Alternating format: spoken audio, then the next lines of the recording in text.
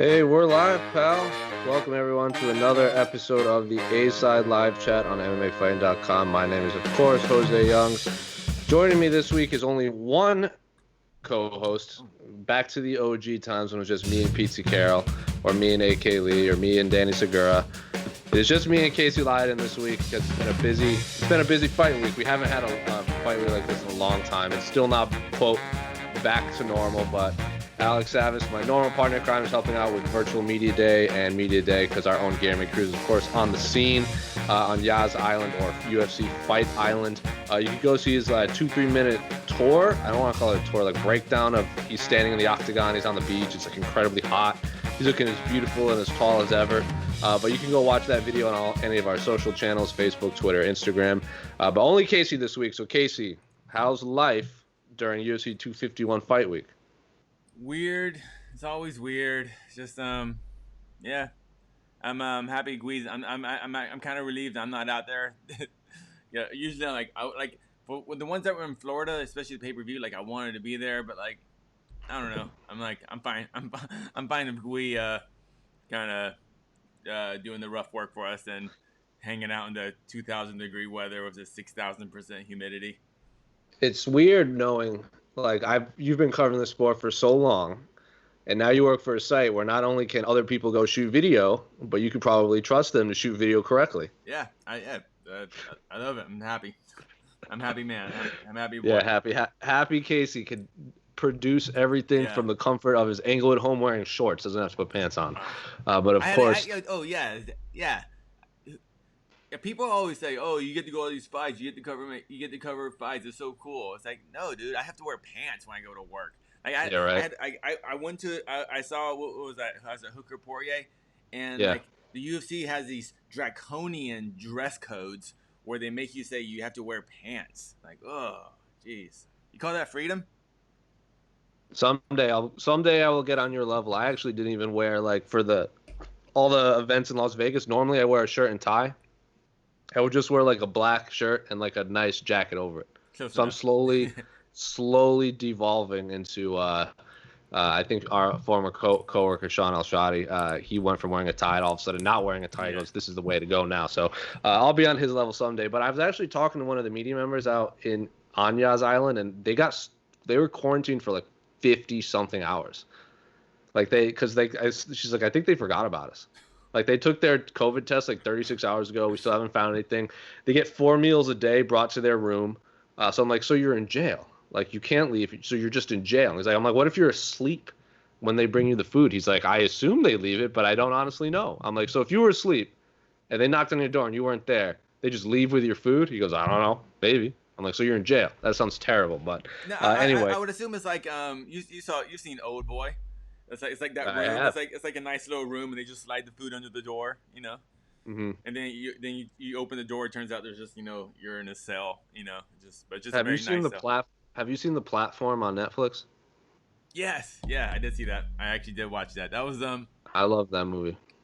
It was a fun concept. Yeah. It was a very fun concept. Yeah. I actually watched the whole thing without subtitles. I knew everything was going on. I was very proud of myself. Obviously, but anyway, this is. Right.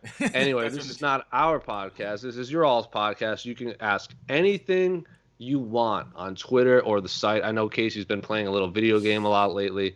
I'm sure he's going to want to talk about that at some point because every time we do a video, as soon as the video is done, he goes, oh, I have to go get – what's the game? The Last of Us 2. The Last of Us Part 2. So I've never played either of them. I'll take your word for it. But without further ado, Casey, what's our first question? Questions. Wait, hold on. Let me get a cool little split right there. We go. Let's go to the YouTubers first. Tubians. Up Casey's volume. Someone says up. All right. Hope I'm loud enough for you. All right, guy. It's the Trash Boys. That's us. I look like Dan Hardy. All right. Blah blah blah. These aren't good questions. All right, here we go. Ooh, let me move that. From Joseph Boza. Hold on. From the YouTube comments. Hold on, sorry. It's all messed up. There we go. Damn it, Joseph Boza. At UFC 244, who knows how many zeros he got for fighting Diaz? He wanted those zeros for this fight. Is his team smart? Because I think he got those same amount of zeros to fight Kamaru on 6 days. Well, I think you spelled zeros wrong. I assume he hasn't named anyone. I assume this is Jorge Masvidal.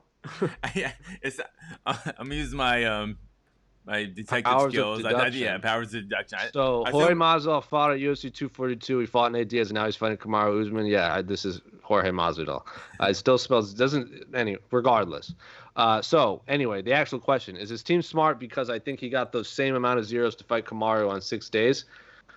So, Casey, Gilbert, of course, we've done a million videos of this at this point. We've done Between the Links. We've probably done What the Heck. We've talked to Colby Covington. We've done reaction videos. Gilbert Burns tested positive for COVID-19. He is out of his scheduled welterweight title fight against Kamaru Usman in the main event, UFC 251 this weekend on Fight Island. In his place steps up Jorge Masvidal, BMF champion, to fight for the welterweight championship. A fight I think everyone wanted to begin with. But Gilbert Burns, of course, earned it nonetheless, fair and square. But now it is Jorge Masvidal. So is his team smart to take this fight? Because I don't know how much he's gotten paid. I don't. But Jorge Masvidal's quotes were, I didn't get what I wanted, but I got damn close. So was his team smart to answer the exact question? Masvidal's team? Sure. Yeah, you would have to think so. I mean, unless they tell us the numbers, we don't know the numbers, but the assumption is Masvidal didn't take less than what he was asking for, or I guess he kind of did take less. Maybe he said he didn't get what he wanted, but he's happy at it. It's close. So we don't know the answer. People said he was training for it. I think Dustin Poirier implied that they've been training for this. Not him, the camp with Masvidal. He's been in camp the whole time. So yeah, of course they're smart. This is lowish risk, very high reward. So yeah. I mean, of course, the risk is always, you talk a big game, and yeah, you can say late notice, you can say I wasn't ready, but is anyone going to really care about your excuse, about whatever real excuses you have a week from now, 2 weeks from now? So yeah. This is a fickle sport, but you have to wonder if the UFC promised Jorge Masvidal anything if he wins. Like, if you win, you get X, Y, Z. You get to fight Conor McGregor. You get to fight Nate Diaz. You get to do whatever you want. So you have to wonder if there's some incentive there, or maybe they promised him what he actually wants if he steps in and saves this fight card against Kamaru Usman. So, but again, like Casey said, I don't know the exact number, and unless they're willing to disclose the full purse, then who knows? But he got a title fight nonetheless, a fight he's very confident in. We spoke to him in Houston back in February, I think it was. He did like a guest scrum at one of the gyms, and he was like, I like my chances a lot. Me and my team really like my chances against Kamaru Usman. So if he's that confident, he's been that confident his last 3 fights, and you saw what happened to them, but he's not fought anyone quite on the same level as Kamaru Usman in terms of overall skills. But if Masvidal's confident and he wants to take the fight, I can't call him stupid. No, absolutely not. I mean, and yeah, because if he loses, I mean, with the exception of just getting just demolished and knocked out cold in the first round, which I mean that's never gonna be. I mean that's just never a good situation for the losing guy. But I'm picking Usman. I don't think it will be an exciting fight. I think it's gonna be a smart fight from Usman, but and I think if that happens for Masvidal, he doesn't lose too much. He'll still say the whole, you're a crotch sniffer, all that stuff, and wrestling, you got to try to beat me, the whole thing. But yeah, very smart. And other than just getting smoked in that first round, which if Kamaru does do that, that's something. First of all, he's never really done to an A-level fighter in his career, and that's something finishing Masvidal even on 0 days notice is probably one of the toughest outs to do, toughest dues to do, toughest finishes to get in all of MMA. Do you think it will play out similar to the last time we got a wrestling heavy champion versus a very popular striker was probably Khabib Conor? Do you think it could play out something like that? Or do you think it'll go 5 rounds? It would go 5 rounds. I think Masvidal, I think he is much more efficient with his cardio than Conor is. 100%. But it could. I think even if he wasn't efficient, like if he, I think Masvidal is one of those few fighters that can just go all out for 5 rounds.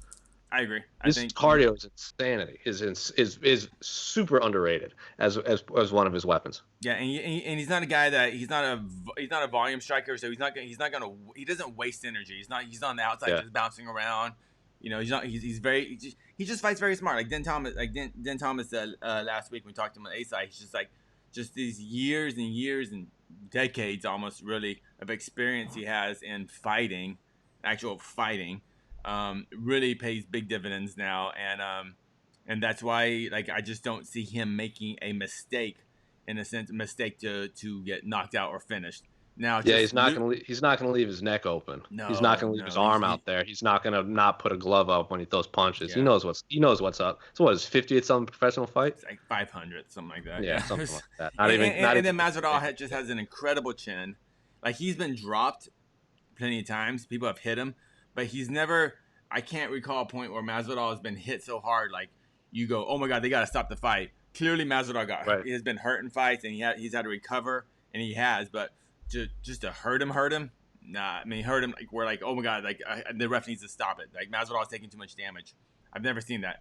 All of his losses have been, they've either been there've been a lot of one-sided fights, like the Wonder Boy and Damian Maia fights. Damian Maia was a split decision. Was that one? I thought that was super good. I thought Damian. I didn't think it was split. I thought it was one of those fights that was split, but I think Damian Maia won all 3 rounds. But regardless, he won. It wasn't overly. It's not like he got hurt or he hurt Maia. Yeah. His losses are. He just lost. He just lost a decision, like against Ben Henderson or against I can't even remember. Which I thought he won. maybe the Wonder Boy when he fought Wonder Boy. Sure. The Ben Henderson fight was also short notice, wasn't it? Mm-hmm. Short notice. Yep. In Korea. Yep. That was Ben Henderson's last UFC fight. He went out on a win too. So thank you, Mr. Moza. All right, let's go to our questions we have. Here we go. Jay Romero, longtime commentator, at Average Joe R on Twitter. We all know the BMF title is more of a trophy. But if Jorge is successful in winning the welterweight title on 6 days' notice after not getting a full camp and flying across the world, does it legitimize his BMF status and the belt by proxy?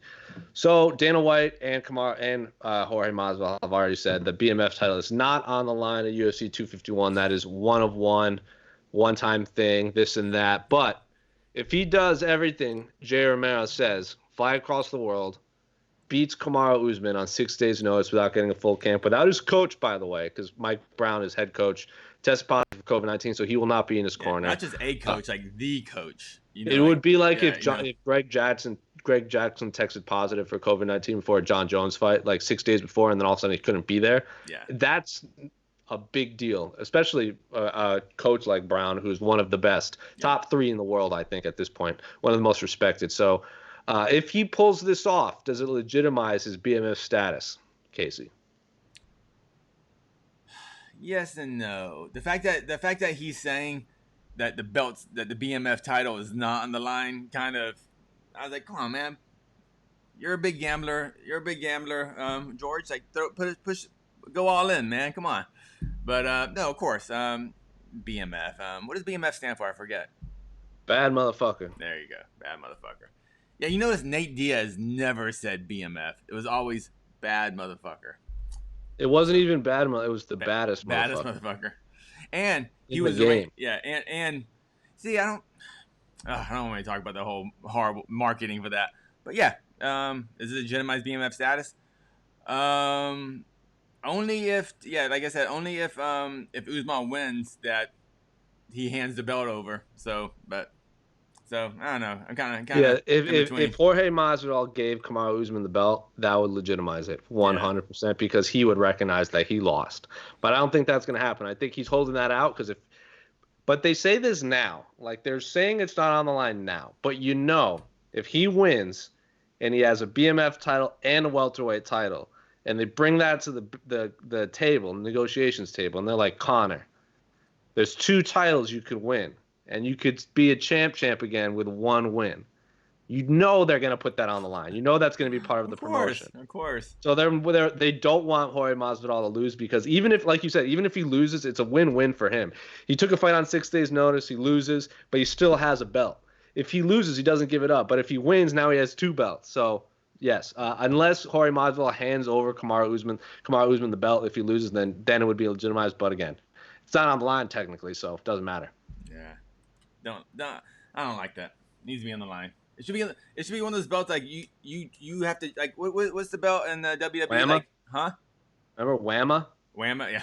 No, the belt in WWE, like wherever you're challenged for, you have to go right then. Like the 24/7 championship. Yeah, I think BMF should be the hardcore title. Yeah. Well, boxing has the lineal championship. Like that's pretty recognized.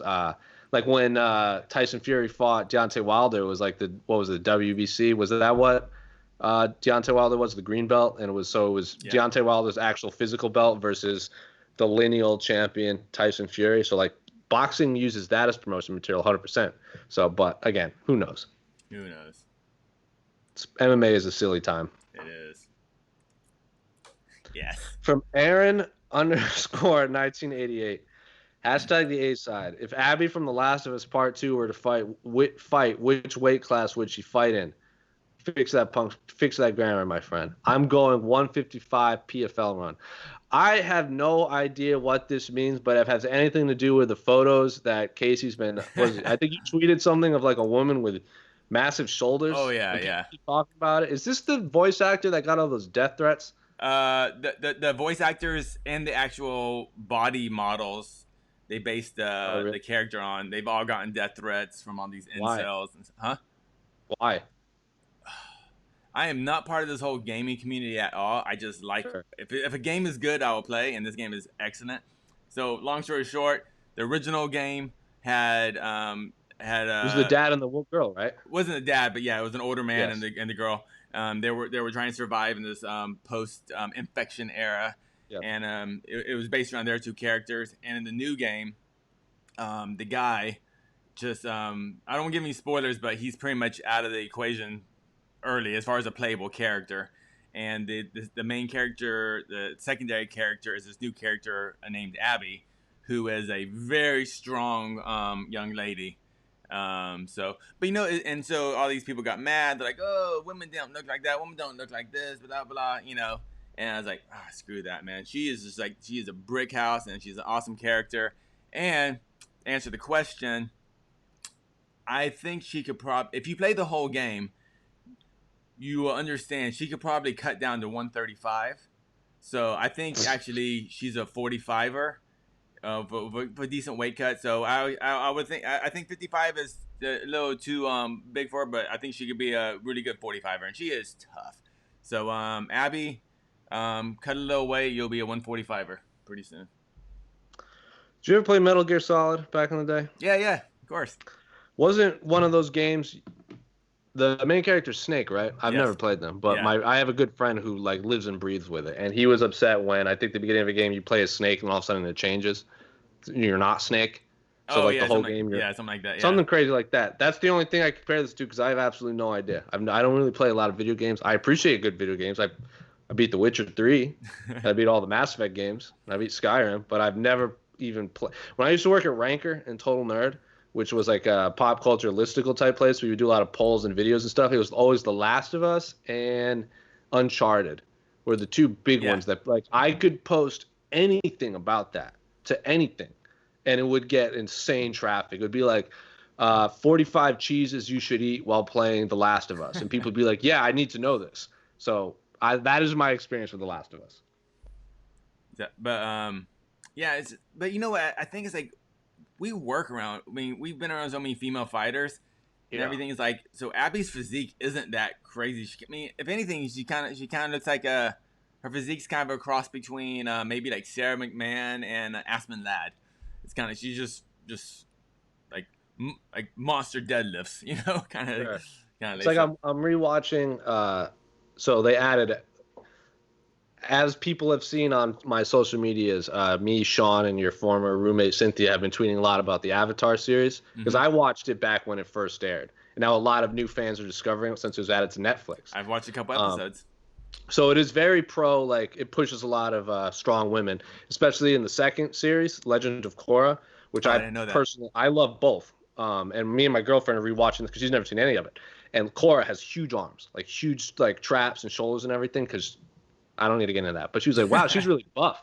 And I had to like, I literally thought to myself, I'm like, I guess she is. I'm just kind of used to seeing like very muscular women watching fights, so it's pretty normal to me. Yeah. But anyway, I digress. I trust your opinion on the PFL 155 lightweight run that this Abby is going to run on.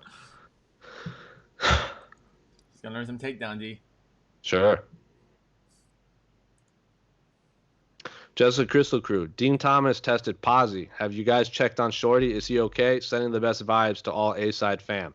So yes, I read this verbatim, by the way. I did not use any of these words. People always complain that just listen to it that I'm pronouncing things weird, but I read them as they are written. So yes, Casey, Dean Thomas was on the A side last week with Shorty Torres, who is Dean Thomas, of course, training Shorty and Jillian Robertson from his gym. He apparently tested positive. I have not heard from Shorty. I'll find out if he's okay, or if he's watching this. Shorty, are you okay? Yeah. So, but interesting times in the world of MMA where now coaches are, and like I heard who tested positive and on the plane, and he said, was it Felder was sitting next to someone that tested positive? Okay, this is what we've heard, but basically Felder was in such close proximity with Coach Thomas that it was more for precautionary reasons. They took him off the flight. So I think he was supposed to do the color commentary or for 251, and I think they're still trying to make it so we can come later in the week for the other shows. That's what we know unofficially right now. Those are kind of just what people. The UFC or Felder hasn't said anything officially yet, but yeah, that's what we're hearing. So unfortunately, I can't believe Masvidal doesn't have it then, dude. Shocking. The fact that, I don't. Yeah, that's just weird. Yeah, that his coach has it. I mean, it's just all over South Florida right now. You can go read the news and just see what a bad situation. Well, it's like my girlfriend's restaurant had to close down because a server who hadn't worked there in a week, so she tested positive or was in proximity. So they closed down as a precautionary measure, and everyone got tests. And we're all 100%. So even if you're around someone, might not mean you're going to get it, but still, it's all precautionary. Yeah. So and the Abu Dhabi government is taking this very seriously, and I don't think the UFC they're being extremely over precautious about bringing anyone over with any sort of virus, because that would be bad news. So so that's what we know so far. It's just kind of we're hearing things, but it's, you know what, situations like this are going to be happening a lot, and unless something changes drastically in the way our federal government is handling things, this is a very unfortunate new normal that that hopefully we're not going to be getting used to. So, but yes, Dean Thomas. Now it's another thing to think about. Like, will he make weight, or will he test positive for COVID? Like, it's gonna be a thing for a while, I think, especially in gyms with so many fighters training around each other. Like we just said, Felder might not even have it, but the fact that he was next to someone that had it is enough to pull him from a card. So it's just another wrinkle in the possibilities that could really affect fights, scheduled fights. Yeah. It just sucks. It just sucks. I mean, the NBA is going through this. I know even I don't want to go through all the just stick and ball sports, but NBA is having major issues. MLB is having major issues. Just them having to close down training camps or just practices and stuff. So yeah, MLB is going through a lot of things too now with the collective bargaining agreement. So that's just a whole nother chaotic thing they're adding to it, and they're going through similar things, but professional sports have those guaranteed contracts, so that's another thing they're fighting for. Like, if there's no season, do you get paid? So they're all going through the safety precautions, but the UFC going gung-ho with no guaranteed contracts is something I think a lot of fans of team sports wouldn't be accustomed to. Yeah. Like Spencer, there's been a lot of NBA players that are opting out of playing. in the NBA bubble down in Florida. So, but you don't see a lot. But they could still get paid. It's not like you can't do that in fighting. You got to fight to get paid. Those guys still get paid. A lot of them are getting paid. Oh shit, man. I don't know the exact details, but yeah, and that's something like we don't know. And people go like Dana's been saying, I don't understand all these sports need to be like us, but like, dude, these sports they have a completely different rules. They have teams. They have teams. It's just so what these sports leagues have to do as far as new COVID world is just like times 100. I would think in terms of complications that the UFC has to handle. Well, yeah, in the NFL, you have 22 guys on a field at a time, plus everyone on the side. Plus, you have way more coaches. There's a lot more. You have seasons. So you have seasons. So it means yeah. That was the big thing about the whole bubble thing. Is like, well, can their families come? Are these guys gonna be just away from their family for like 6 months or 3 months or whatever? It's like once you really start thinking about the issues and stuff, it's like, man, it gets crazy. And then you have like even like hotel staff and janitorial crew, cafeteria, the food crew, like just to keep that entire giant bubble completely quarantine proof is insane. Like I don't even know. Did you see Patrick Mahomes' new contract? Yeah, dude, good. Like for years, I always was under the mindset, if I'm going to be a professional athlete, like really good at like the best at a sport, I'd probably pick baseball or soccer. Because soccer, I don't follow it like religiously whatsoever. But I've talked to like our old coworker Dan Segura about this. Like, if you're the best soccer player in the world, you're a god to 90% of the world, and you're going to be the highest paid person in the world in terms of sports.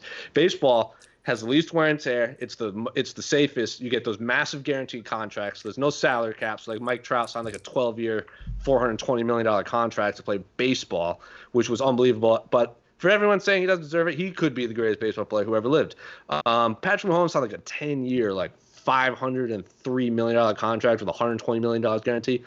Play football, kids. Make that money. But it's only a matter of time before a baseball player tops that. But I don't know who is, because if anyone was going to top that, it would be Mike Trout. There's no baseball player out there right now in the majors that could even come close. Wagner Franco in the Rays farm system, maybe, but he hasn't even played a single out in the show outside of minor league. So Patrick Mahomes, congratulations, kids. Play football. Don't fight. Baseball talk. Burns versus Leon or Colby versus Wonderboy from 916 Sam Harris on Twitter. So we talked about this a little bit on the reaction show to Gilbert Burns testing positive, and a little bit on, I think, between the links. Everything kind of gets blurred after a while. Of course, Gilbert Burns doesn't have a fight right now. Leon Edwards doesn't have a fight right now. Colby Covington doesn't have a fight, and Stephen Thompson doesn't have a fight. These are, of course, all top welterweight fighters. I hear Mike Heck might be talking to Wonderboy soon. He just spoke to Colby Covington. Colby Covington said that Mike Heck interviewed Wonderboy and Leon today. I have not seen his interviews yet, but yes, they have. Okay. So there you go. So Leon Edwards is, of course, the forgotten man in all of this. Gilbert Burns lost his title shot because he tested positive for COVID. It wasn't even an injury, so it's going to be a little while before he comes back. I thought for sure they would rebook that fight for August, September between Usman and Burns. Gilbert Burns is now the biggest Kamaru Usman fan in the world. I like Leon Edwards and Gilbert Burns. If we're talking about number one contender fights, I don't see why they would. Like, if they fight and whoever wins that fight, like, if Leon Edwards beats Gilbert Burns, give him a damn title shot. Like, what does he have to do? Like, I feel so bad that he didn't get that Tyron Woodley fight in London, because if the Tyron Woodley that showed up against Gilbert Burns fought the Leon Edwards that's been tearing through people, and Leon Edwards put on a performance like Gilbert Burns did, we're talking Edwards Usman 2 as the main event of UFC Fight Island, which I love that fight too. And then Colby Covington versus Wonderboy, that is a clash of personalities. I like that fight. I know Wonderboy would want that fight. I don't think Colby Covington takes that fight anytime soon. But Casey, your thoughts on these two proposed fights? Burns Leon, I don't like. Actually, I think Burns should get next. I agree. I'm just talking about these fights like as fights. Yeah, cool. Yeah, dude. they're all A-level welterweights. Of course, I want to see him fight. Mm-hmm. As much as I may roll my eyes at Colby what he says on the mic and stuff. He's a great fighter. Great fighter. Great. I mean, that's I'm thinking.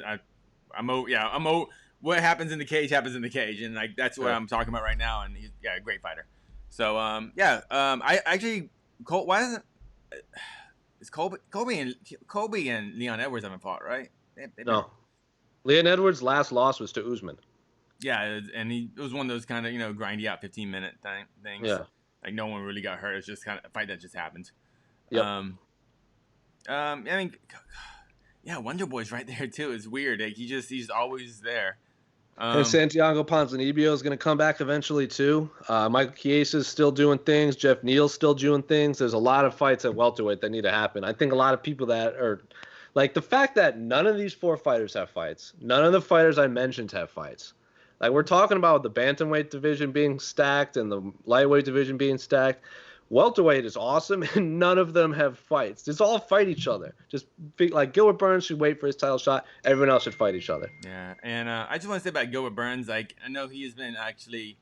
He doesn't seem to be. He is not one of those people that's like asymptomatic. He's actually suffering side effects of the disease and headaches, nausea, and I don't know how much he's saying publicly, or what he's putting out there, but man, I just hope he gets fully recovered, and I hope his family's okay. I hope his family's okay. I hope his brother's okay. I hope his coach is okay. I hope his neighbors are okay. And but yeah, I just I kind of feel it feels weird talking about Masvidal. I mean the fight when we know Gilbert Burns is actually suffering from the disease that he got while training for this fight. So and that just sucks. And I feel weird about it. I feel super weird about it. But I'm looking at the welterweight rankings right now. This is the top 15 on the corner of the UFC website. Kamaru Usman, of course, is fighting Jorge Masvidal. He's the champion. Gilbert Burns, no fight, has COVID-19. Colby Covington, no fight. He's number 2. Masvidal, number 3, is, of course, fighting Usman, the champ. And then Leon Edwards, Woodley, Thompson, Maia, Chiesa, RDA, Jeff Neal, Nate Diaz. Vicente Luque has a fight at 12. He's fighting Randy Brown, who's not even ranked. And then Lawler, Magny, and Anthony Pettis. So of the top 15, 3 of them have scheduled fights. 2 of them are fighting each other, and 1 of them is fighting outside of the top 15. There's a lot of fights that you can make in the welterweight division that aren't being made right now, and it's for all this talk of holding up division. I don't think Usman and Masvidal or Burns or anyone is to blame for holding up the division, but no one's fighting each other, or maybe they're just not getting offers that we don't know. But my God, the welterweight division needs to start moving. Yeah, it's just there's just so many factors that we don't know what's going on. Like a lot of guys are just can't train right now, and they can't train properly. That's a good point. And now gyms opened up, and gyms are back down to closing again. I mean, I expect South Florida to do a complete shutdown again pretty soon. I know probably Arizona. Well, they should do a complete shutdown. Arizona's governor Doug Ducey is kind of a fool, so who knows if that even is going to happen. So, but they should do a shutdown. Yeah, I know. Texas is already kind of shutting things back down again. I expect California to be at least Southern California to be shutting things back down again soon. So this sucks. This sucks, but wasn't unexpected. It just sucks. So, yes. So to answer your question, Sam, those fights are awesome. Just looking at the rankings, if the higher ranked fighters fight the higher ranked fighters, it technically should be Burns and Covington are 1-2, and then Edwards and Thompson are 4-6, and then Woodley's sitting there at 5.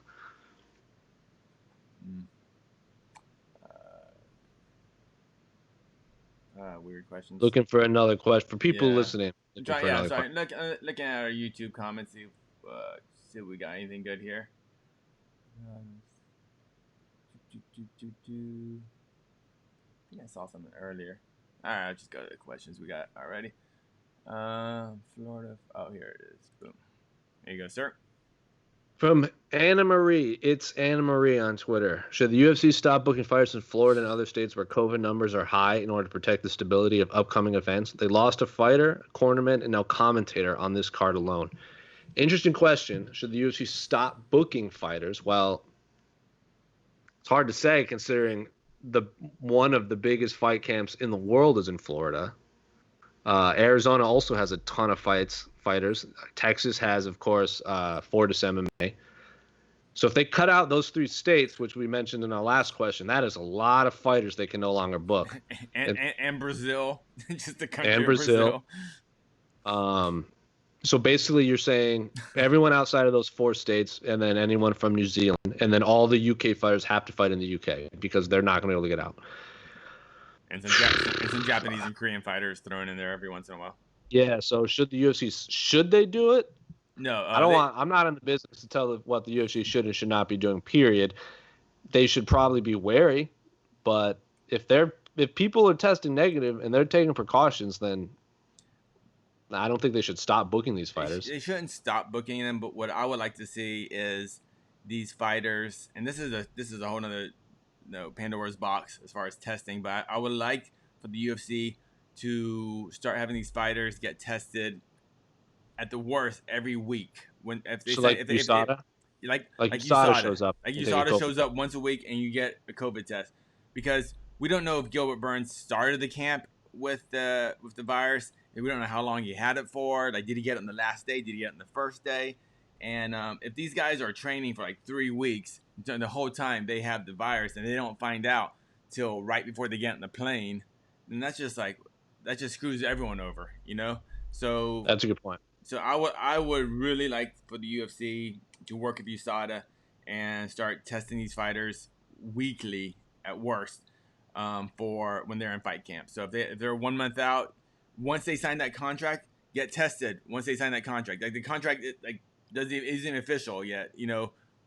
And then every week they get another test because I don't know how a fighter would it's not a fighter's fault for getting the virus. I mean, you can't.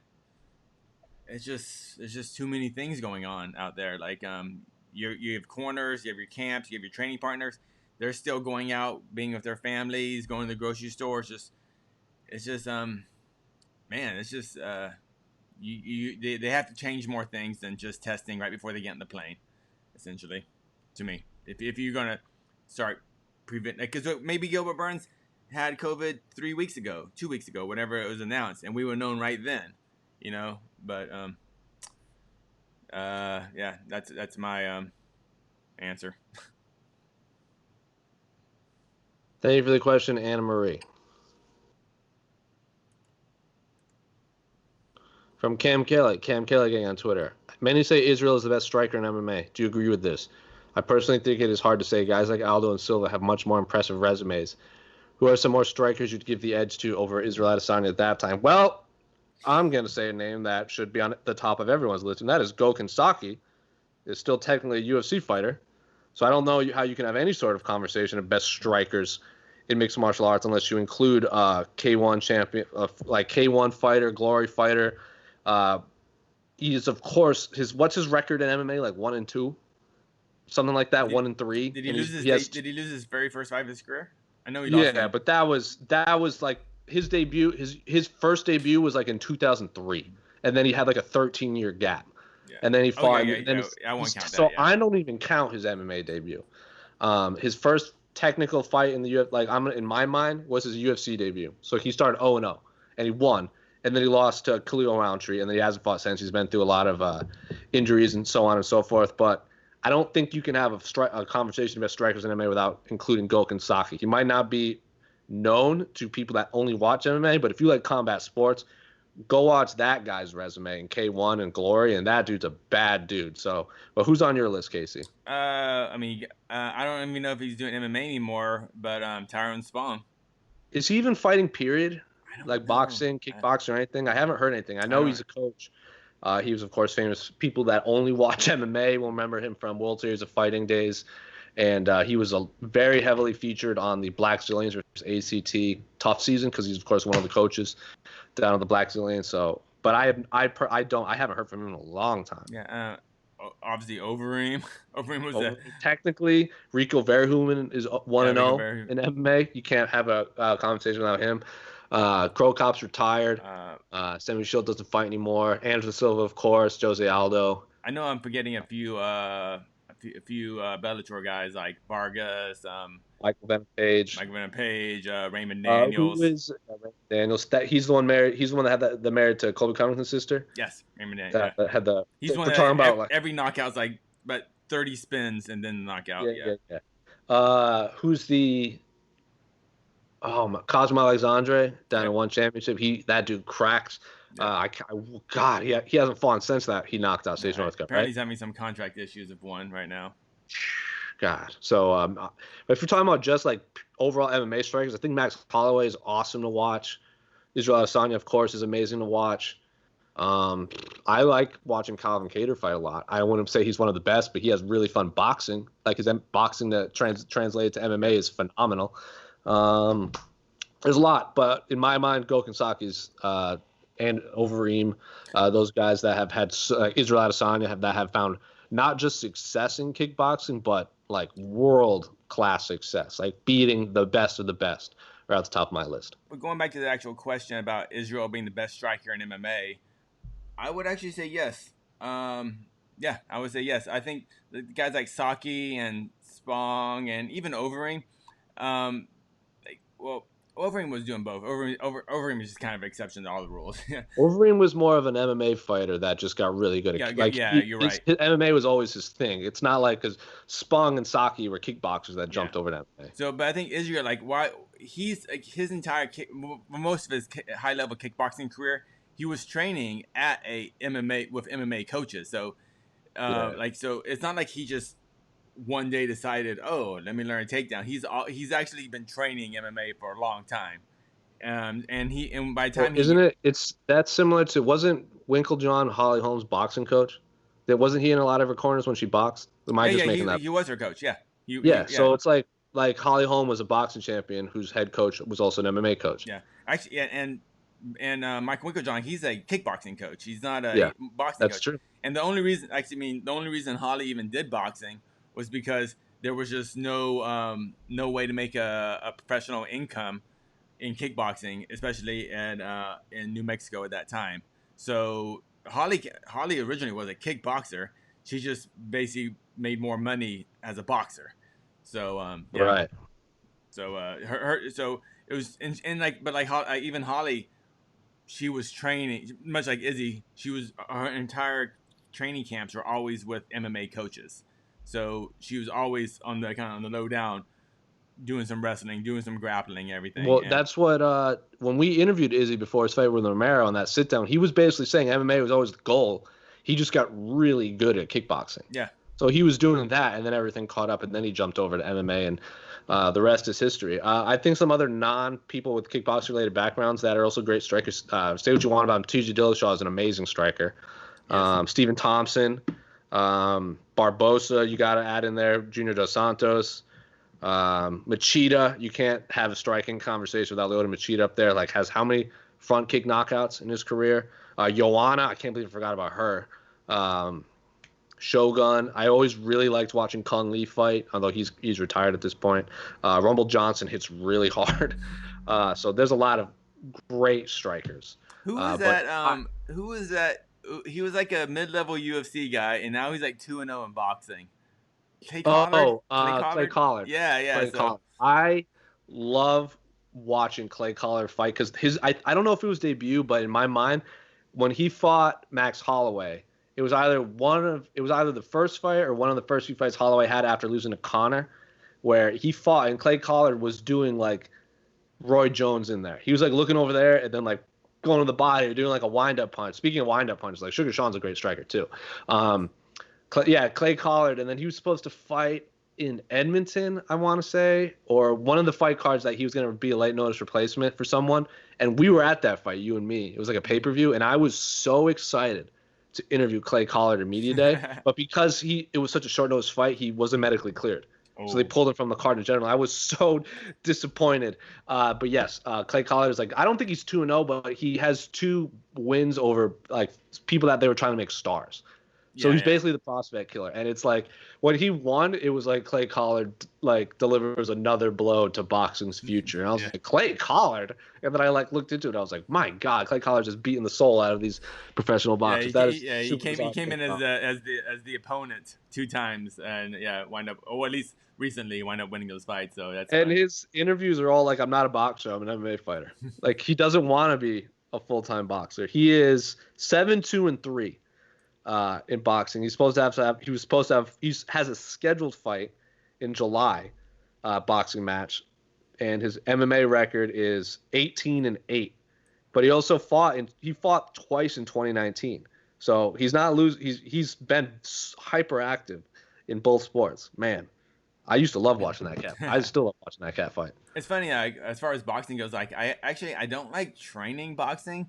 But like when I spar, I kind of like boxing better because it's just like it's less wear and tear on the body. So it's like even the lightest rounds you go doing like Muay Thai, like everything just hurts the next day. Like it's just like your knees and legs just hurt. And at least boxing is just like you just hopefully you don't have a concussion basically, as far as sparring goes. Sure. It's just getting hit with wet pillows over and over and over and over and over. Jorge Masvidal from Lodovic, long-time comment from the other side. I haven't seen this name in a while. How confident are you with Kamaru? How confident are you the fight with Kamaru will happen, and that will be for the welterweight title, i.e. Jorge makes weight? How much of a chance do you give Jorge to win? Also, who do you think would be next in line if Jorge pulls it off? Him offering a rematch against Nate for his belt would be epic for a promotional perspective, but I wonder if giving Nate a title shot now would be too much even for the UFC. Could they offer the fight to Conor, or do you think Gilbert Burns is next no matter what? Nah, just kidding. So there's a few questions in here. So I'll start with the first one. I'll go down the list. How confident are you that the fight with Kamaru will happen, and will it be for the welterweight title? I'm confident in that. I'm confident. Yeah. If Masvidal is there on location, he's made it that far, and we're still a couple of days out, and all he has to do is make weight, I'm confident that I think we're good on that one. Now, he hasn't really had a lot of. Masvidal's not a fighter I think of when I think of people with weight cut issues. I think he had a little bit of a hiccup before his welterweight debut against Cesar Ferreira. He made weight, but I think he might have missed it the first time and then came back. I can't quite remember, or he came in and barely made it. But that was his first fight after coming up from lightweight, and even then, like that was the tough finale. That was actually the tough finale after McGregor Mendes. Yep. He fought on that card and knocked him out with the standing elbow. He said that he was like overconfident that because he didn't have to make 155, so he had like in and out the day before, and then he came in at like 171. Like, and I can't remember the exact story, but not a guy that will typically miss weight. You have to be a little concerned, I think, considering all of his photos that he's been sharing is like, was hungry for pizza, stopped in Rome, and then it's like a photo of him eating pizza on the way to Abu Dhabi. And then if you watch Embedded, he lands and someone's giving him his food, this most recent one, and he's like, I know it's short notice fight, so I gave you all the low-cal stuff. And Masvidal's like, I still need my rice, I still need this, I still need that. And I was like, oh, like don't eat pizza and then rice and then make weight. But if he can do it, he can do it. That just makes my body hurt thinking about it. Yeah, he's fine. He'll make weight. He'll be fine. How much of a chance do you give him to win? I still favor Usman, but there's zero part of me that is. If Jorge wins, I wouldn't be surprised. Is what I'm saying. Yeah. If this was 3 rounds, I would give Usman a much higher chance of winning. Mm-hmm. 5 rounds, I think if they fight 10 times, I think Usman wins 6 times. So. Yeah, I think it's 55-45 Usman. Yeah. And then another part of the question: who do you think is next if Jorge pulls it off? I know we talked about he offered Nate Diaz the rematch because he wouldn't mind running that back with 2 belts. Of course, he said he wants to rematch Stephen Thompson because that was the last man to beat him before he went on this tear. And of course, he could fight Conor or Gilbert Burns or whoever. But who do you think is next for Masvidal if he wins? Assuming Americans still have money to buy pay-per-views and 251 does well, and in this pandemic era, I honestly think it's gonna be Conor. I don't. Conor. I don't. I think they're gonna wait for fans to be back before Conor fights. Dude, I think fans are. I don't think it's gonna happen for another year and a half, 2 years maybe. Well, Conor's technically retired, so it doesn't even matter. I honestly think it's gonna be Conor because Masvidal he's not in this to become. I want to become the greatest martial artist. You know, I don't care about. Just wants to make a lot of money. That's what I'm a prize fighter. I fight for money, and who is going to offer me the most money to fight me? Where am I going to make the most money? It's going to be that Irishman over there. No. I mean that's why Mayweather fought Conor. It wasn't because can the UFC afford it. Well, the UFC can't afford it. Will they be willing to pay it? We're in a pandemic. Who knows? Right. We're in a pandemic, as Dana White would say. Yeah. I personally bet it's Nate. I really do. I bet it's Nate Diaz for both belts. Nate might actually be easier to negotiate, but yeah. If Nate wins and has both belts, and then they do the rubber match with Conor for the welterweight championship and the BMF championship of the world. My God, the world would just be. I hadn't even thought about that. Oh my God, I don't know if I could live in that world. But anyway, thank you for the question, Lodovic. I hope we answered it. Robin G87. Paige VanZant doesn't have money for health insurance. Sorry for not understanding, but I'm not from the United States. How is it possible that a popular UFC fighter like Paige VanZant doesn't have enough money to get health insurance, as she stated in a recent interview? How expensive is that in the U.S., for heaven's sake? So, Casey, your thoughts on for people not watching, Casey has a very perplexed face at this question. What are your thoughts on Paige VanZant saying she doesn't even have money for health insurance? Is this true? Do you know about this health insurance thing? I haven't heard about it, but I haven't watched it. I believe it. I assume most fighters don't have health insurance because it's for Robin G87 who doesn't understand the American healthcare system. Well, basically, it's just this giant bag of shit, and that's about it. It's the worst, and unless you work for a company that pays for your insurance, it's extremely expensive. That's why I worry about Gilbert Burns, because I'm not sure if disease is covered by does that count as a training camp injury?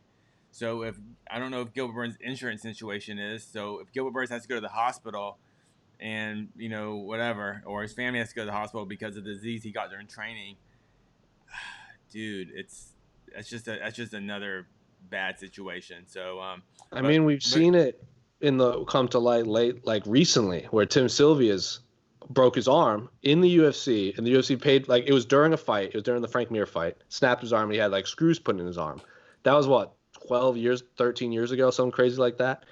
And then now he had to get him out because they were either infected, or your body was rejecting him, or we needed a replacement or something. And the UFC is not paying for it because it was so long ago, even though the UFC was the one that paid for the initial surgery, and now he's asking for money. Dana White kind of rolled his eyes and looked really confused by the question when we asked for it. So I'm not going to try to explain the U.S. healthcare system because it is a mess. It is. We would need a whole podcast just talking about it. Yeah. But it's, to answer your question, it is very expensive, especially for someone like Paige who does. So when she, calls her insurance provider and goes, "Hey," they go, "What do you do for a living?" And they go, "Oh, people punch me in a cage, you know, and I try to punch them back harder." And they're like, "Oh yeah, you're going to pay a lot. You're going to pay a lot more for insurance." So so that's your answer. So and the UFC. They have limited health insurance for training camps, and limited coverage for if you actually get injured during a fight. Which is what we don't have to get into the union talk, but it's one of the things people always bring up when they call for fighters unions is health insurance, and what else do they call for? Wow, I can't believe I blanked on the word. For what? Fighters union? When when a fighter union retires, what do they? Oh my God, pension. That's the word. Wow, I can't believe it's been all over the news, and I'm dumb. But what else do they know? Yeah, we work in MMA as par for the course. Underdogs from Trumbo. Which underdog on the main event card is the best chance of pulling off an upset? Masvidal, Max Holloway, Jose Aldo, Jessica Andrade, or Paige VanZant? So, who has a better chance of winning, Casey? Jorge Masvidal over Usman, Holloway over Volkanovski, Jose Aldo over Petr Yan, Jessica Andrade over Rose Namajunas, or Paige VanZant over Amanda Ribas? These are the underdogs. I would go as far as most likely. Masvidal, Aldo, Max, Jessica. I'm sorry. No, let's go Masvidal, Jessica Andrade, Jose Aldo, Max Holloway, and then Paige VanZant. That would be. I think I would switch. I would switch Aldo and Andrade, and I would agree. Okay, so we're pretty much the same. Yeah. Yeah, because I think a 3-round fight would probably favor Andrade a little more, because she can just use like a crazy amount of energy right like over a less amount of time. But Rose is winning that. I did forget this is 3 rounds. You're right. I forgot. And then Max and Aldo are both fighting 5 rounds. I think Aldo beat Marlon, but I'm not arguing that Marlon won. That was an awesome fight. Yan has. I thought so. When Pete Carroll was the co-host of this with me, he would sing Petr Yan's praises like no one else. Every episode, he would bring him up. And I think Yan is an absolute unbelievable fighter. I think he deserves this title. I think he's one of the best bantamweights in the world. He could very well be the best bantamweight in the world. But what changed my mind on how, because when they announced this fight, or when they were talking about this fight, or who should deserve it, I was like, Yan will beat anyone. I thought because he looked so impressive lately. But when we had Faber on the A side, and he lost to Yan, and he broke down what it was like to fight Yan, I was like, maybe a fighter that is insanely fast, because that's what Faber said. He goes, he wasn't overly fast, he was powerful, but a fighter that is quick could beat him. Like he said, Cruz, like Aldo, TJ, like those kind of fighters that can, like of those fighters, I would probably favor Aldo the least because he's cutting down to 135, 5-round fight. This is also Aldo's first 5-round fight at 135. Because Las Vegas Marlon was 3 rounds. So, but I think Aldo has a much better chance of beating Yan than people are saying, and I am only basing that off of interviewing Faber, who lost. He got head kicked and lost. He said fair and square, but he wasn't overly blown away with Yan's speed in there. I still favor Yan, and I think Yan is going to win, but I don't think it's going to be as big of a gap as people are saying. What's Yan's toughest fight as far as Jimmy Rivera? How'd that fight go? Remind me. Yan won pretty handedly. Yeah, that's what I mean. Has Yan had to face any adversity yet? I can't remember. I don't. The Dotson fight maybe. Dotson fight. Maybe just trying to find Dotson more than anything. Yeah, exactly. Yeah. So yeah, Dotson also flew across the world and got low blowed in that fight. Oh, jeez. I love that. Look on Twitter, guy. Yeah. There's a highlight video some beautiful fan put together of John Dodson just getting kicked in the nuts for like 5 minutes, and it's a great thing. But yeah, I mean that's why when I talk about Yan as he facing adversity, I mean that's people kind of go, well, he doesn't face this guy or this guy, but that's why there's so much hype on Yan right now, because the guys he has faced, he's just destroyed.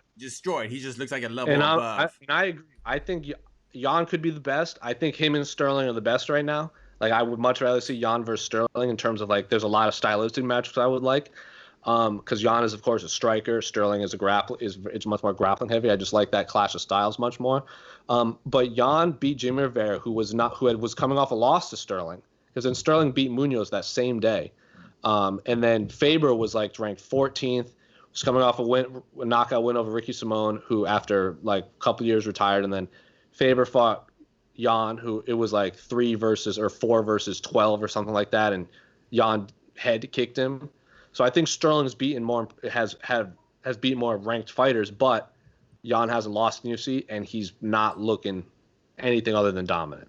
But I still think he's going to win. I don't think he's going to tear through Aldo like everyone thinks. I want to see it. I'm excited though. I love that fight. Yeah, I love the matchup. I don't love that it's a title fight. I think that's a kind of consensus. Sure. I mean, I don't disagree. I get why they booked this fight, because they want to put big fights on Fight Island, get a lot of international eyeballs on there. See, I think that's dumb. I still think it's dumb. It's like, because Aldo's already a star, but so you have in this this was never going to main event as far as a title fight. So this is the chance to build up either Yan or most likely it should have been Aljamain Sterling. You know. Do you think a win over Yan? Do you think a win over Aldo does more for Jan's career than a win over Sterling at this point, though? Not really. I think because Aldo's such a bigger star. But no, I think just having the belt. I mean, so if Khabib had beaten Tony instead of Conor at UFC 229, what would be a bigger deal?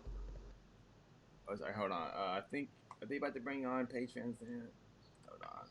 Sorry, we're also looking at the screen. Oh yes, for those of you that are watching this live, Paige VanZant was held for whatever reason. She was going to show up later to the virtual media day, so we were gonna if she showed up during this broadcast, we were gonna share the broadcast with you. Yeah, but okay, sorry. There's just they just said in a few minutes. Which okay, so we'll wrap in a few minutes anyway. Yeah. But I personally think a win over Jose Aldo does much more in the eyes of an international market with the quote unquote casuals.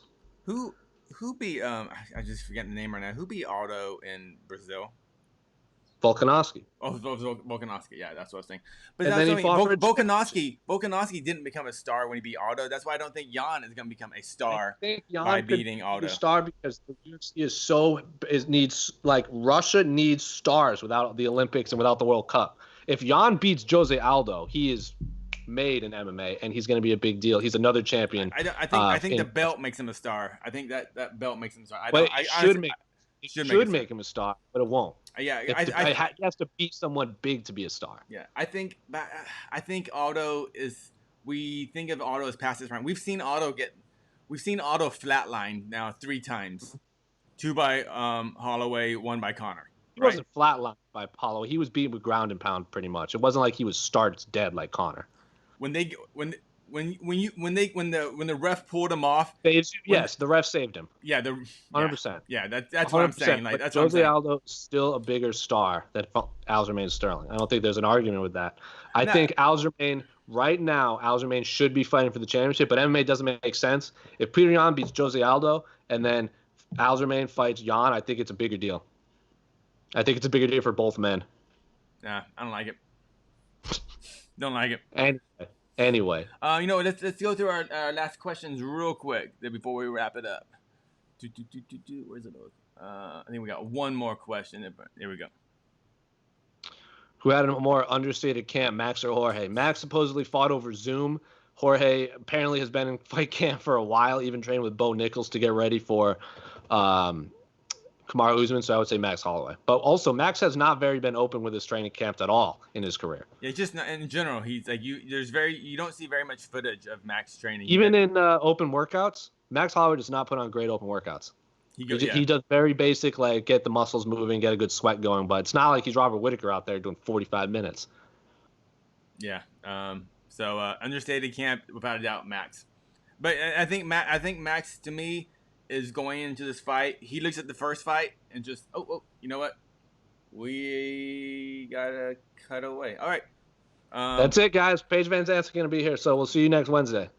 All right. We try just. I know what we're going to go to it right now. Cool. Hold on. Give media just a quick second to get their questions lined up, and then we will get started. Hold on one moment. Okay.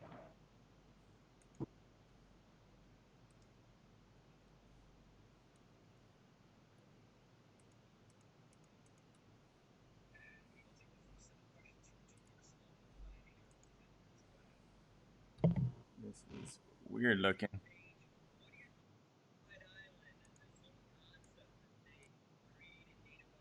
And being there and just being a part of this huge event. Yeah, it's definitely a little crazy.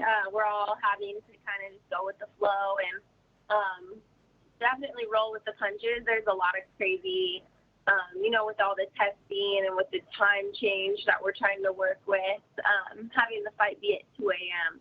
I just woke up, so I'm trying to coordinate their schedule and all that kind of stuff is crazy, but the whole concept is really neat, and I'm excited to be one of the first fights on the Fight Island card.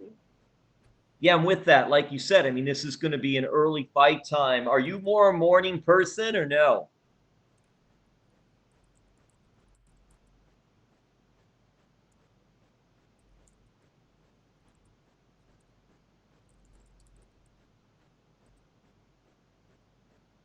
Sorry, Jim, we're going to get Paige back and get that answer for you.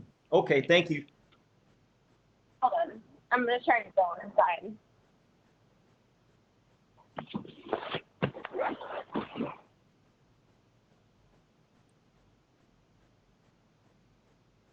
Do you mind re-asking your question, please? Not at all. Okay. Yeah, Paige, so you mentioned like the time difference. Are you a morning person anyway, or is that really something to get used to, especially fighting so early? Well, I'm definitely a morning person, but the hard thing is the fight card starts at 2 a.m. So I don't know if anybody is really like a morning person to that extent. I think the main card starts at 6. So it's just like, it's a little hard to fight first morning. So I'm staying on U.S. time. So I'll be fighting. It'll still be technically an evening fight for me. It just works out best for everybody's schedules. We keep the fight technically in the evening. It's what we're used to doing. It's the way we're used to fighting, and we can get like the full rehydration process throughout the day. We can get my meals in. I can eat before I fight. I can do like my warm up in the afternoon before I fight. So technically for me, like right now, we're saying it's 10 a.m. right now. Yeah. What does this fight mean to you, and just getting ready for this one and looking ahead even? It means everything. I mean, it's definitely a big fight. It's a pivotal moment in my career. There's a lot of moving factors, and there's a lot going on, I think, on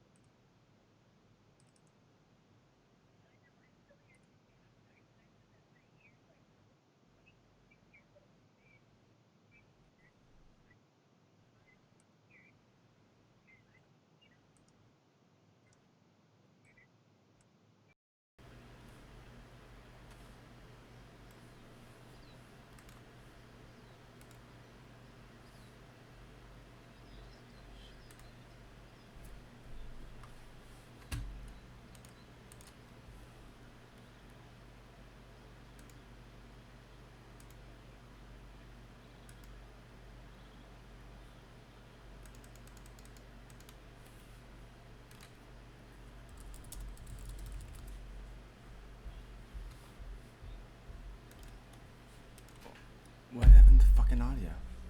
You hear? What happened to the audio?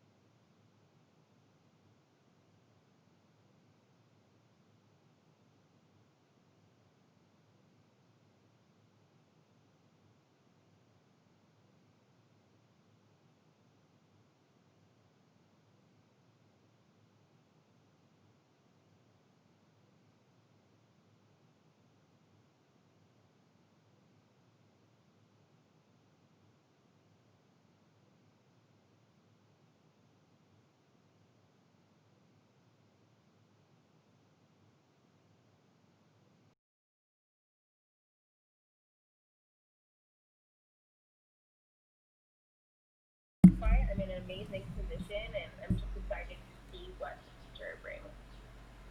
Yeah.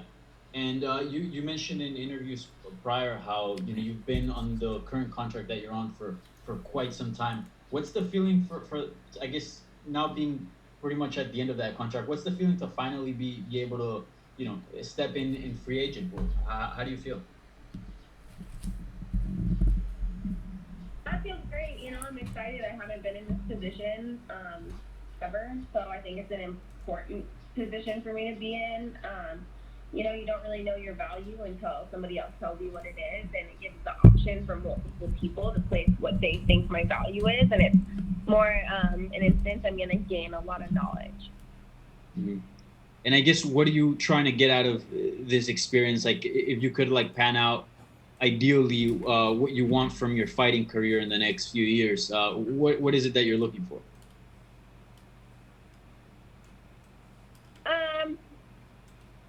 Keep fighting. That's pretty much it. I don't really have a lot of set goals in mind as far as the promotion I fight for, or I have individual goals with myself, but obviously I'm just gonna keep fighting. Yeah. And be honest here, how many TikToks have you done in quarantine so far? So far, just 2. Oh, okay. All right. 2. Best of luck in Saturday. Looking forward to the fight. Thank you. And we will take our next set of questions from Anurag Mitra with Sportskeeda. Hi, Paige. Yeah. So, having joined the UFC at the age of 19 and seeing your fair share of ups and downs along the way for 7 long years, could you try and explain the feeling ahead of your final fight in the UFC? I'm sorry, could you repeat that one more time? It's just a little bit muffled. Should I repeat the question? Yes, please. One more time. Yeah.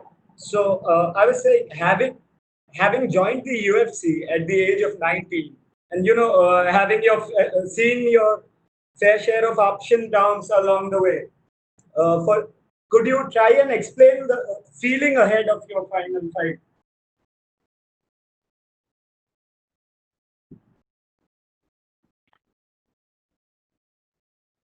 Somebody help me out with that. I believe he's just asking you to summarize your feelings for your UFC career in general ahead of your final fight, Paige. Yeah, that would be it. Oh, well, this definitely isn't my... Oh, summarize my feelings. Okay. I guess my UFC career has been amazing. I've had 6 amazing years in the UFC, and I don't know that it's over. This is just the last fight on my contract. I don't know what the future holds. A lot of it, the ball's in the UFC's court. So it's an awesome position to be in. I feel awesome. I feel really like I've continued to grow as an athlete, and I'm excited to show that off.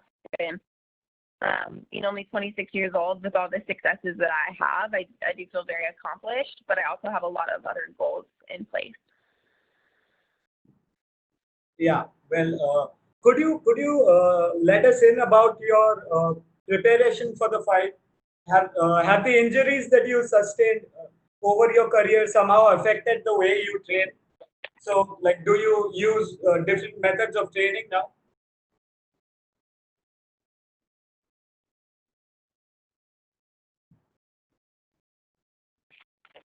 I'm so sorry. Can you repeat that one more time? Yeah, sure. Could you tell us about your preparation for the fight? Have the injuries that you sustained during your career somehow affected the way you train? Do you train differently?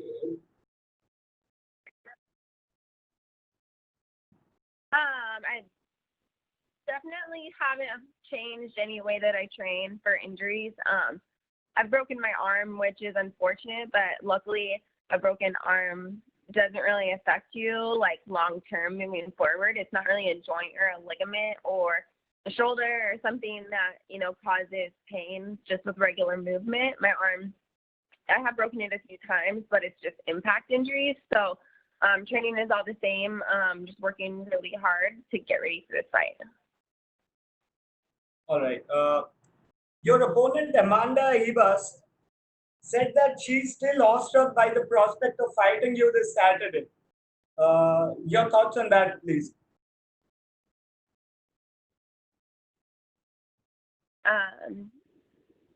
Talk about just my upcoming fight. Is that what you're saying?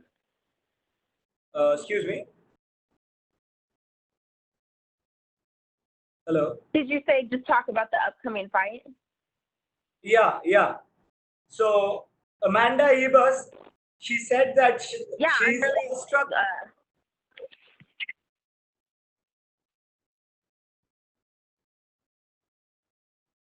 Can you hear me? No. Can you repeat that again? Yeah, I'm having sure. trouble hearing you. Yeah, no problem.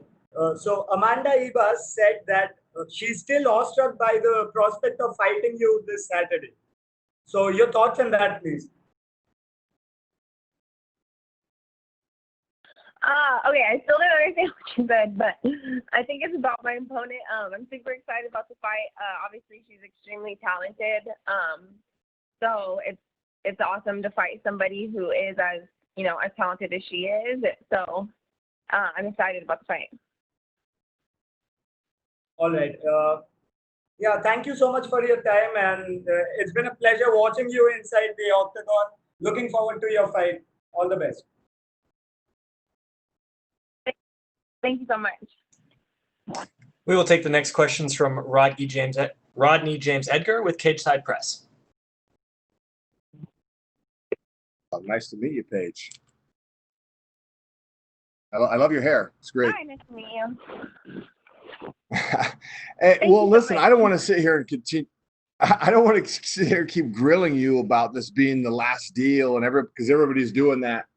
But I couldn't help but notice a story that came out right before you jumped on, and I was looking at it. And, it was just talking about how you haven't gotten paid what you deserve, and I agree with that completely. If you look at the crossover appeal that you have, as a Dancer with the Stars alum, you did really well in there. You have so many other things that you could do. Huge social media following. You're being very vague, though. I feel like. And I listen, I don't want to get in between you and the UFC. Of course, I want you here. But I feel like you have a lot of options out there right now, and you're weighing them.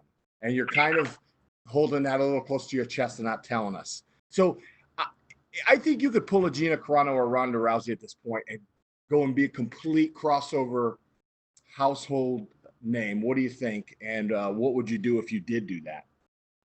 Acting, modeling? I definitely don't have any other options as of right now. I mean, it's in our UFC contract. We can't negotiate with outside promotions while we're contracted with the UFC. So I haven't contacted anybody or been contacted by anybody. That's why I want to be a free agent, is because I want to be able to have those conversations. I want to know what my value is, and I don't know what it is until you're a free agent. And you can have, the one person tell you this is your worth, and then you have what you feel you're worth inside of you. But it's just about gaining information and knowledge, and I've just never had that opportunity in my career. So it is an exciting time. Well, it's exciting, and I hope everything works out with UFC. I really do, because this is where you made a name for yourself, and you're great for this brand, and I do hope that they see that.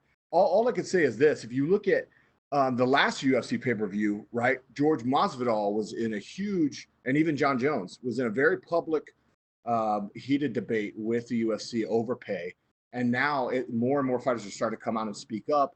But if you notice, fast forward to now, and now apparently they've worked it out with Jorge, so he's, so do you think maybe that's what's going to make the difference, is for the top echelon stars to just come out and say, look, we're worth more money? Is that too heavy a question? I definitely I think it's important for everyone to know. I think it's important for everybody to know, I'm not asking to be paid more than any other UFC fighter. That's not my goal. I don't think I'm valued higher than anybody in the UFC. I do believe that we're all valued higher, and I am going to fight for myself.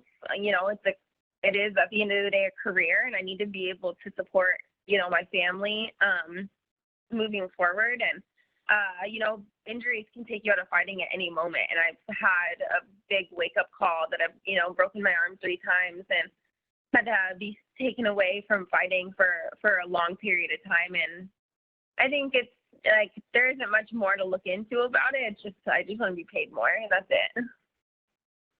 Yeah, no, I hear you. Well, thanks a lot. Best of luck. You know, congratulations on being part of history. You know, this Fight Island is a big deal. We're all very excited. And oh yeah, and your social media is great. The family dance parties. You know, my family here, my kids, we join in. So keep those going. Thank you so much. And we will take the next set of questions from Augusto German Nies-Gay from Somos MMA. Hi, Paige. How are you? I would like to ask you. Hi, good. Thank you. I would like to ask you: is there anything about this different fight week that affect you or your preparation?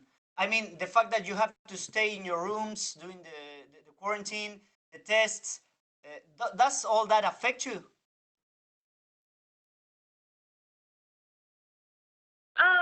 I would say, yeah, this fight week is completely different than any other, but all of them are different. There's always factors you have to adjust to, or time zones, or hoops you have to jump through. Of course, these are just different set of circumstances, but it hasn't really affected me negatively at all. And I would like to know, what do you do to kill time?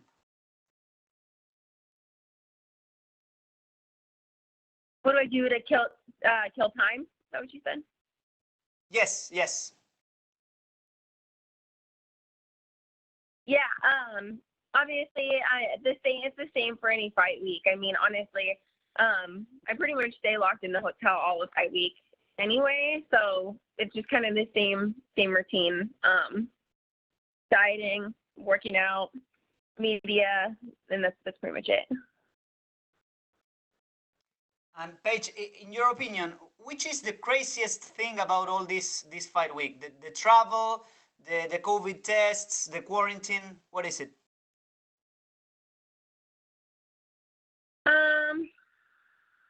Craziest thing about this fight week, probably the time, for sure. The time change. Well, it's like hard because I can't adjust to the time zone here. So it's 10:30 p.m. here, and I just woke up because the fight card starts at 2 a.m. So it's like the time zone here is opposite time the fight card actually starts. So trying to just do like a mental math with myself of what time I should be waking up and going to sleep each day, and then adjusting that with the schedule that we have and all the obligations we have has definitely been the trickiest part. And do you think that this issue with the time will affect you or your performance in the fight? It definitely won't affect me because I've been pretty firm with. I got my media changed.